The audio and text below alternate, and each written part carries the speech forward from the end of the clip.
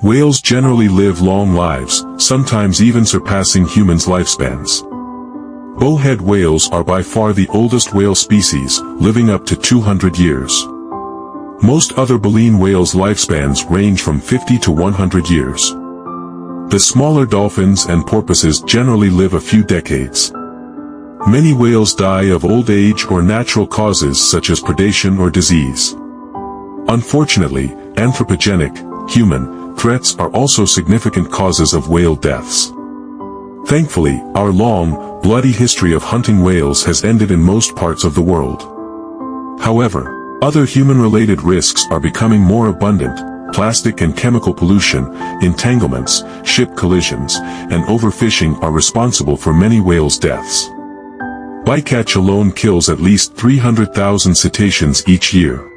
When a whale dies at sea, its gas-filled and blubbery body usually stays afloat for a while. The floating time varies among individuals and species. Still, species with more blubber generally float longer.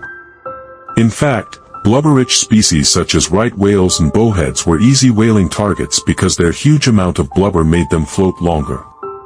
Seabirds and sharks may peck and bite the floating carcass, but the real feeding frenzy begins when the body sinks to the ocean floor.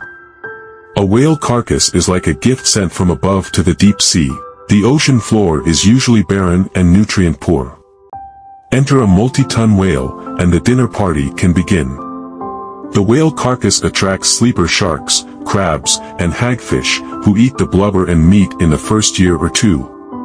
When all the good stuff is gone, the phase, enrichment opportunists, commences. Worms, mollusks, and crustaceans feed on organic matter in the bones and any leftover fat. After about 2 years, the whale is stripped bare of any organic material, and all that is left is a skeleton. Yet, it is not the end, as deep-sea organisms literally go to the bone when it comes to eating a whale carcass. The leading players in this third phase are sulfur-reducing bacteria and the not-so-glamorously named zombie worms. It worsens. One species of zombie worm goes by bone-eating snot flower worm. They extract fats and oils from the skeleton and break down the whale's bones. From start to finish, the whale's decomposition can feed abyssal organisms for up to a century. The decomposition process of a beached whale is far less charming. Gas builds up in the stomach, whereafter 2 scenarios can follow. In the first scenario, the whale slowly deflates as the gas flows out through the whale's disintegrating skin. It's a smelly business but nowhere near as dramatic as the second scenario. Sometimes, the gas cannot escape through the whale's thick blubber and tough skin. The gas piles up, and boom!